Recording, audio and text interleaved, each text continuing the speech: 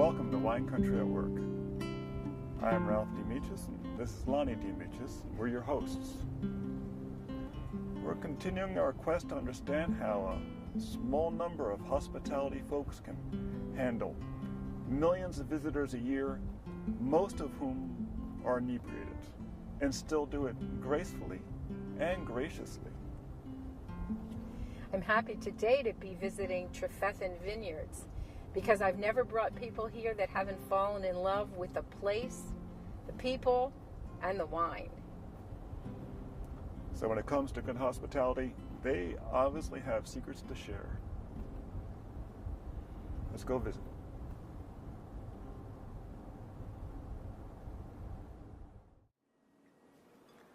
So Shannon. Yes, Ralph. The classic question. Yes. What's your favorite wine? Well, I have to say, they're like my children. Every one of them I love.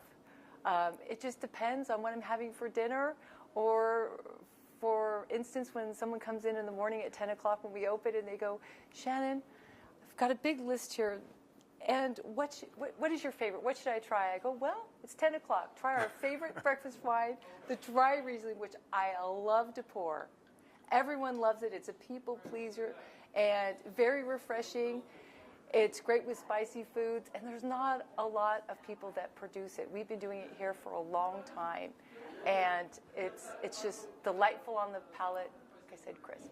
It is a lovely one. I think you're one of only 3 producers in the valley that do it. Yes. That I know of. And at one time, the valley was planted with a lot of Riesling. It was a very popular grape here. And Trefethen has always done it in a dry style, so when people come in and I pick up this bottle, they say, no, Shannon, I don't want to try the Riesling, right, because they think it's going to be sweet. Right. And those are the people that I have to say, oh yeah, you're going to be trying this one, because it's not sweet. It's very dry, and they find after they taste it, they go, Shannon, I'm just going to have to take a case home with me, because it is one of the best Rieslings I've ever tried. Well, you know, Tarnas, who wrote about the Judgment of Paris, he had listed his favorite wines recently, and a bunch of them were Rieslings. That was his wine, his Rieslings. Yes. They're mostly German Rieslings. He obviously hadn't tried this one, but still. It would have been his favorite. It would have been. It's one of Jean Trefethen's favorites as well. Really? Yes. Oh, and that's, he released things that he really liked to drink himself. And at the time when he released this Riesling, a lot of people, they like more the sweet Rieslings. And I have to say, because I've been here so long, I've seen the people that come in, and now they're liking the dry style. They're wanting this style. It's gotten very popular. In fact, so popular that every restaurant in Napa Valley wants to put it on their list. Oh, nice. And we have to say no. Oh. Yeah, so we now versus 10 years ago, people are coming in and they go, Shannon, no, I know about the Riesling. I just want to buy it. I don't even need to taste it, because I'm leaving the valley. Right. I'm driving. Give me a case. It's a wonderful wine. So it's got a great reputation in Napa Valley. Well, you know, the way the wines had shifted from years ago, that so many wines were sweet, and today most of the wines that we drink are pretty dry. And I really think it's the fact that life has gotten sweeter. There you go. They don't need it in their wine. Right, exactly. Years ago, life was rough. You wanted sweet wines. Today, Exactly. Well, life is a little nicer. Yes, and they like the dry style, and we do a great job here at Trefethen. I'll tell you one thing I'm always amazed by is that you produce such a good estate Pinot Noir. Oh, I love this it. far up the valley. Yes. That's really remarkable. We are pretty remarkable, Ralph. We have so many different microclimates here at Trefethen. We're able to be all estate. And when people come in and I show them this map where everything is grown right here, they say, even the Pinot? Even the Pinot. And I go, yes. And so I pour them a splash of the Pinot, and they're thinking that it's not going to be something they're going to really enjoy, and they walk out of here and they're just like, I love it. And in fact, I think it's a very rich Pinot because it's an oak knoll Pinot. It's got all that thick soil here and the moisture underneath. And we also do sell out the Pinot Noir grapes to Mum. Mum buys a lot of our Pinot Noir grapes. So Trefethen does share a little bit of their fruit. We're known for our fruit as well as our wine. How much fruit do you let go to other people? About 35%. 35%. So yeah, but this is what, the biggest family estate, I think, isn't it? Contiguous we're family one of the estate? largest, yes, that has everything in one location. Yeah. So it's pretty, like I said again, it's pretty impressive. Cool. What were you doing before?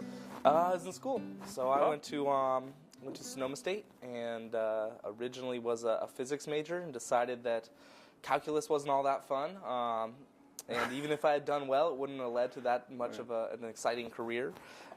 So I took a wine appreciation elective. Loved it. Ended up finding out through my counselor that there was a degree, a bachelor's degree in wine business, and ended up doing that. Learned a lot about wine. They make you intern in order to graduate, and so I ended up getting some work experience out of it too. I worked at a couple wineries in Sonoma Valley.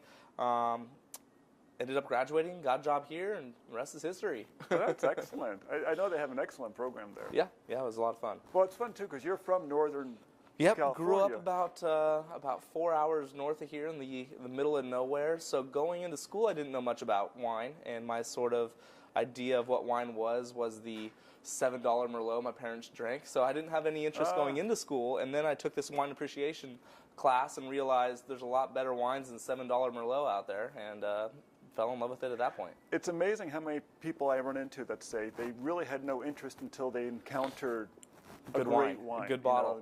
One of these wines in which the physics of the wine is extraordinary. Sure. Had that life-changing bottle. Where the stars are obviously present in the bottle. Sure. So for me, I still remember kind of the experience that helped change me. I turned 21, and in Sonoma County they do a barrel tasting weekend, which was just recently now. Yes. And I remember Wilson Winery makes a really good Zin, and I think that kind of really helped me at that point. I realized I like Zinfandel. I'd never tried a Zinfandel before that weekend, and at that point, that's when I started drinking more wine. And as many people know, the best thing about this industry is practice is drinking wine. And so I got to try a lot of different bottles, and fell in love. That's interesting because you're still a young man. So you're as we age, our palate changes. Change a lot.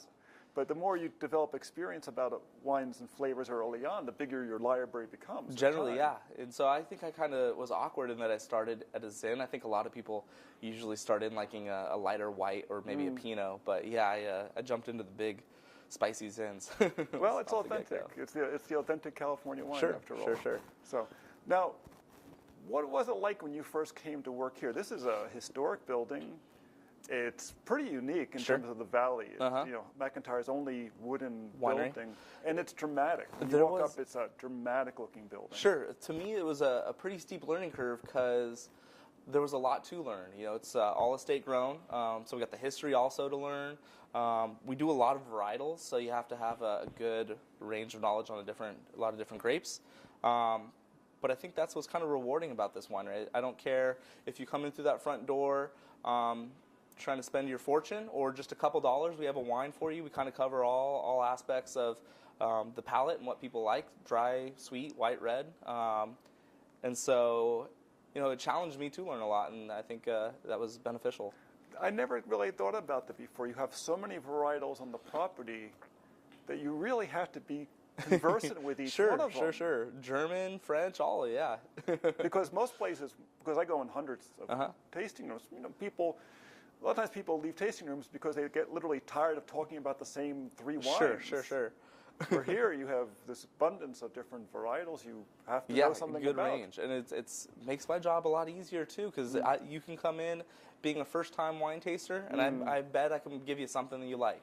Or you can be a regular and only like the big heavy cabs. Well, I got something for you too. Yeah. So it's fun that way. It's also interesting that it's a family winery. Sure. So you see, direct accountability. Well, I see them daily. So, the kids I see definitely daily. John and Janet I don't necessarily see as much, but probably weekly at least. And I think for a lot of wineries, it's pretty uncommon. And it definitely shows. They treat us really well. We get a lot of benefits that I don't think a lot of wineries have just because they are family-owned. We get to raid the garden, which is always a fun one. But, and I think a lot of the winery decisions, too, are a little bit more lenient. And we do some of the interesting varietals because it's not necessarily corporately structured and it is family-owned. Well, one of the reasons we bring clients to you is that you have such a wide variety. It helps me as a tour guide understand what do they like. Exactly. It is so fun when people come, like yourself, they come in and I can make everyone happy, from the whites to the reds. And I tell when tour guides come in and they say, Shannon, we really get to know our guests by coming here to Trefethen, whether they like whites or whether they like reds, and where we're going to go to next. Right. And so it's so nice to be able to do that for you as well as the people. I'll tell you, that is one of your particular gifts. I have never seen anyone in the Valley who has such a talent for like zeroing in on what people like. It's like you do it almost instinctually. Well, it's very easily done here because I have so many different, as I say, children here. I can pour a fuller bodied Chardonnay. I can pour a Chardonnay that's more citrus, more green apple, and I can show you the difference between what makes a Chardonnay a fuller bodied Chardonnay and what makes this a lighter, crisper. And I can do it by just, versus just pouring one Chardonnay, I get to pour two. Well, it's a little bit like feeding kids too. When you're cooking for kids, you look at their faces to see what they like. I don't like this, and it would be a hard thing to do. Make another meal. I just all right, we'll dump that one and let's try this one. Try the next one. Let's try the next one, and it is just so exciting to see people and how they describe their palates, and it's always challenging for me when I'm listening to people. They go, "Oh, Shannon, I like sweeter wine. Oh, Shannon, I like a drier wine." And I pour something that I think, well, maybe they're not going to like this one because it's maybe too dry. And they go, "Oh, how did you know? That's perfect." And I'm like, "Oh, I think they like drier wine." Yes. And then, "Oh, we don't like red wine." And I go, "Well, I think you should just try just a little splash of our Pinot Noir, our Cab Franc, just a lighter, lighter side of Trefethen." And they go, "Shannon, I like this better than the whites." Yes. And I like this better than the Chardonnay or the dry Riesling. I go, "Well, maybe we should investigate a little bit, go a little heavier." So I pour them a Merlot, and they just love it. I will never forget this lady that came in, and she said, "Shannon, my doctor says I have to drink red wine, and I don't like wine. I don't even like red wine, and I know you're supposed to start with white." And I poured her a little bit of I started off with a little bit of white, and I got her into the red, and she goes, "Shannon, I love the Merlot. I can't have the Merlot. I could drink wine every day." And I go, every one of the people that I was serving at the bar, they go, "Your doctor told you you can drink wine?" And they're like, "Oh, can I go to that doctor? What's his name? What's his name?" But anyway, she was so excited because she found a wine she could enjoy, and she had to drink at least a half a glass, of wine a day. What a good prescription. And this is I like that doctor myself. The Merlots from the Oak Knoll district. Yes. I think are the best in the Valley. I really do. Ralph, I have to tell you, they are. And our winemaker, actually, Peter Luthi has retired. Zeke and Brian, they feel also it's one of the favorite, and it gets overlooked. Yeah. People come in, and like yourself, we want to try the Pinot, we want to try the Cab Franc, the Dragonstooth, the Malbec. Right. And I go, "You should try the Merlot." And they go, "No, Shannon, we don't like Merlots. We're on to different things." And I go, "Well, maybe you just haven't tried a Trefethen Merlot." And I pour in the Merlot, and they just go crazy. It's got a lot of character. It's very complex, beautiful nose. You have that thick fog. It makes all that beautiful light refraction, those wonderful rainbows you get first thing in the morning. You've got that deep clay soil. It keeps the plants feeling very, covered and cared for. And it just gives these beautiful fruit flavors in a very round, full way. All the Merlots throughout Oak Knoll are pretty remarkable. Yours has a bit more experience on it. Yes, we've been doing the Merlot for quite a while, and I haven't had. In fact, we have different wineries that also visit us, and they used to come in and they wear their hats really low, and I go, "Hey, aren't you from so and so?" And they go, "Shannon, I just came in to get some of your Merlot." And I go, "Don't you make a Merlot?" And they go, "Not as good as yours, but don't tell anyone." And I laugh hysterically, and they claim that they go, "Well, you put a little Cabernet in your Merlot," and I go, "Not a lot." And they just laugh, but it's always so much fun to see other wineries come in and enjoy our wine as well as we enjoy theirs. I'll tell you, it's remarkable too that you produce these two Cabernets that are so different, because you have the hillsides across the way, which the soil's maybe 12 inches thick before you hit bare rock, and then here you've got this great deep soil, and the Cabs are very different, but they're both very good. Do you ever go around the valley and taste? Just did yesterday. Oh, good. Good. Yeah, it was a good time. Yeah. Do you find that your experience when you're tasting informs your understanding of what your clients are going through at all? Sure. Well, I think that is important. So yesterday, it's often the case where we come to work and we're thinking, okay, today's the day of work, and you don't realize that a lot of these people are spending a lot of money flying from across the country, and this is their vacation. They spend money to do exactly what we see people do every day. Right. And so I think being on the other side of the bar, it helps you not take for granted what exactly we're doing back here, and that people are listening to us. They paid big money to hear us say what we say and pour the wine that we wine. And so, I think it does, it helps us. I think it helps me a lot, at least. It is so fun to also educate, because we do have a variety of wines, and Trefethen has 500 acres here on our estate, but we also, which is right across the street, Oak Knoll District, I can pour 2 fabulous Cabernets, one main ranch, so you're getting from the main ranch, and one from the hillside. Same years, totally different styles. Right.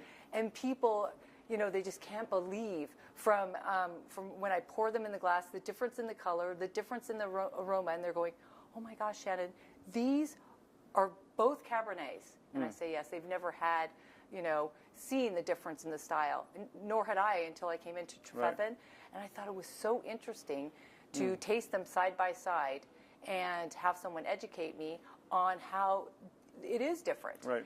And they're going to be more expensive because it's harder to farm and not much of yield on the hillside. Exactly. And you have that morning sunlight, so you have that, that From the beautiful, west side, yes. That beautiful color that comes in there, and then the afternoon it gets all that nice shade, so it doesn't get overly baked. Nope. So you don't develop, Yes. too much tannin. Exactly. And all that fog that we enjoy down here in Oak Knoll. We are so lucky. Yeah, it's just I always say you can. We're in the sweet spot. And you really can grow anything here, and it turns out well. It's really remarkable in the Oak Knoll district. Well, I have to say, it's easy for me to say everything just grows so perfectly, but the vineyard people out there, they've been with Trefethen. In fact, when you come in to visit us, you'll see the Wall of Fame, I call it. Yes. Because those people, not just men, women, work out in those fields, and they work so hard to deliver such great fruit. The winemaker just goes, we are just have an easy job here. We have perfect fruit. Right. And then I get to pour wine and look like a superstar. You're Right. actually putting me on camera. Right. I think you should put those vineyard people Yes. on camera because they are the superstars. Well, it's something that people in hospitality deal with, is that you are the spokesperson for the winery. You're the person that people meet, but you're part of this larger community. So much pressure. But what's very funny is that for people who run a winery, they're thinking about next year's harvest and the year after that, and they're thinking about, we're planting now, we're going to harvest in 5 years, and they're out there in the fields and the vineyards. They don't really think about the hospitality. Yes, and That's the after. That's the after. I have to say, we have big parties here. We all are hugging each other because we all need as a family each other to make this beautiful bottle of Right, wine. yeah. From the vineyard to the crush pad to the chemists here at Trefethen, to me that gets to talk about them, and that's why it's so nice to be involved in the whole process. Yeah. I get to be in the vineyard, which I'm not very good at, by the way. I'm really good at this, not good at that. But to listen to their stories and how hard, I really enjoy being a part of the whole process, the whole team. And when they come in with their families, like you said, they're here on the next year. They go, Shannon, I haven't even tasted our 2010 Merlot. How is it? Or Dragon's Tooth. And I'm like, come in. So it's so much fun to pour them and their families and give them the experience. They've heard about the year. They've They heard have about the whole heard the vintage. year, and they knew how challenging or how great it was, but they've never tasted it in the bottle. Right. As They've watched all the weather reports. Yes, they've done all the hard work, and here I get to do the easy part. Right. And so I have to say, the vineyard people, I just love them all. I have to tell you, you were mentioning parties, and I know that's more of your team parties, but the we have good wine ones. club parties here are extraordinary, and the decorating, the decorations that go on for these things are epic. Epic. We have so much fun decorating. We call it the pizza party. We bring in pizza and we get our cobwebs out, and I didn't realize, I got fired from decorating because I didn't realize the cobwebs have to be just perfect. So it really looks like that's Halloween inspired. parties, yes. I'm like, it's a party. It's like really people are good. But no, we are known for our Halloween party and our Christmas party, but the Halloween party, outstanding here at Trefethen. This building was built in 1886. You know, Ralph, I know, we have ghosts here, so they just come out and make it all the much better. So if I could tell people, October, they got to come in just to look at the building here. I've never been a Halloween fan, always been a Christmas fan. I'm more positive. Nice. Halloween kind of, gets me creeped out. Spooky. But I'm telling you, I get into it. We all dress up. Other wineries send people to us just to go, you got to check out Trefethen. Yeah. It is outstanding. And we live it up, have a great wine club party, as well as share it to people that are just walking in. I remember you telling Lonnie one time that during the Halloween decorating, there's certain places you cannot go in the winery because it's too scary. You know what? We got to be careful. We don't upset the ghosts. I'm telling you, though, these ghosts love us. Yes. I mean, that's why I'm doing this interview right here, because I had several people tell me that they live right in this area. Oh. And so, yeah, certain are cut off.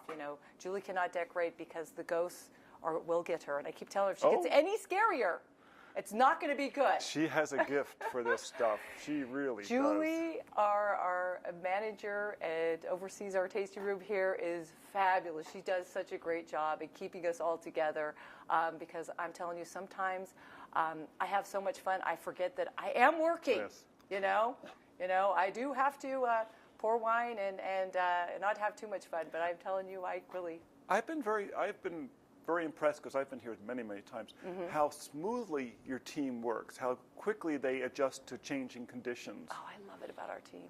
Yes. We've been working together for so long, and Julie sets up breakfasts for us to see what we're going to do that day to make everyone's experience a great one. And on Saturdays, we do have, we're getting really popular. We've been really popular. And so we want to give everyone a top-notch experience and not make them feel that they're shoveled off into a corner. So we're so lucky to have a manager that feels that is super important, and we attack the day and evaluate it and see where we're going to set everyone so they have a great experience. So they walk out of here going, wow, even without decoration, they're top-notch. Right. That's exactly what we're all about. I have to tell you, when I was doing the preparation for this, I'd come by to do the shows for the video for the Halloween party, the early parts, and the Christmas party. It was a lot of work. There was so much stuff. It's amazing. It takes weeks to set it up. It really does. And I have to say, when Halloween's over, Julie goes right back to ordering, and I'm like, you're already ordering? You cannot order that. That is disgusting. It scares me. I think it's just too scary. And she goes, oh yeah, that's what we're getting. Oh. If it's, yep, we're getting that one. You're the barometer. So literally, we have these creepy things coming in throughout the whole year, and she'll put them in the closet in different places, and the team were like opening up. She goes, hey, I think we just got a new order of chocolate truffles. You get that out. I open up, and here's this disgusting skeleton that's grabbing me. I'm screaming. I go, don't do that again. Do not do that again. And of course, I remember a great photo on Facebook of you being grabbed by a zombie having the zombie grab your feet that you posted on Facebook. Oh yes, it's just a scary. It was wonderful. Month. It was wonderful. Yes, I have to say, I've taken a whole different side to Halloween. I love it. But she has redeemed herself with Christmas. The Christmas definitely redeems her. You are so right. Yes. Christmas, I told her, I said, Julie, you can't just be focusing on Halloween, man. We got to have a balance. Yes. And especially last year, it seemed like Halloween went down and Christmas was up. And Christmas, I have to say, it was gorgeous. I fight between the two. Which one I like better? It was just gorgeous. Both make me laugh and happy, and the beautiful Christmas trees. It's fun. Yes, yeah. And people come in for both events to Christmas. They take pictures with our trees, and our beautiful building gives us such a great homey experience with the dogs that come in by the tree. Yeah, so it's fun. Because this is McIntyre's only wooden building that survived. He did. He did so many buildings that are still around. Yep. And I don't know if these redwood trees come from this property. Do you know that?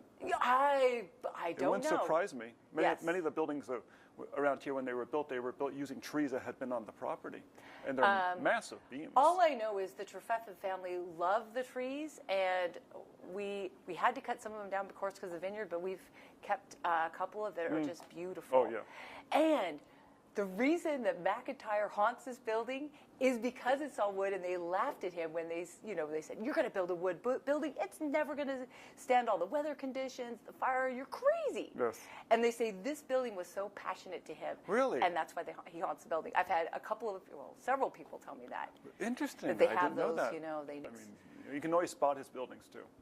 And we have here at Trefethen the original old press they used in 1886. Really? So McIntyre designed this as an old winery. So here at Trefethen, we do one tour a day that people and we have lists of people that want to come and see our building. Not just for the wine. I mean, they love the wine, but they come here too to see that original old press they used and how the 3 tiers. So we take them upstairs and we show them. That's neat. Well, you're also of the generation that uses social media a huge amount.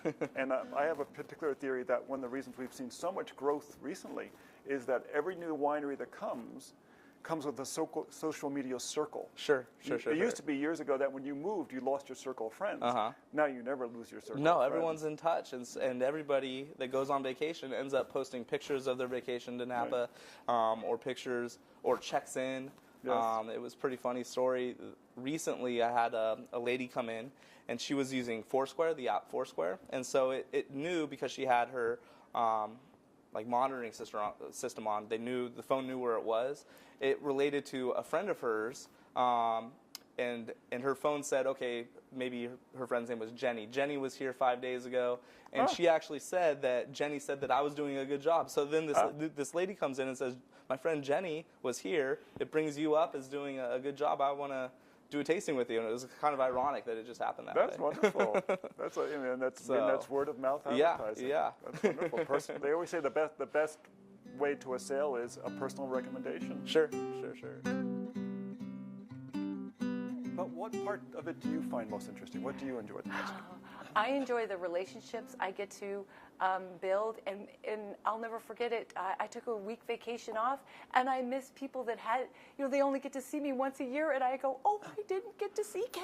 She only comes in once a year. And see their children grow up, and I get to pour them their 21st birthday, their first glass of wine, and yes, it's, I have to say they're missing the boat, because being with Trefethen, the length I have, it just keeps getting better and more exciting, and the more I learn, it's never boring. You never know everything about this little glass of wine. No. I come every day going, what else can I learn? Or they tell me what's going on in the vineyard, so it makes it super exciting, never boring. Well, that was fun. I hope you enjoyed it as much as we did. And maybe you have a little better understanding of what it's like to see wine country at work. This is Ralph and Lonnie D'Amici, and we'll see you next time.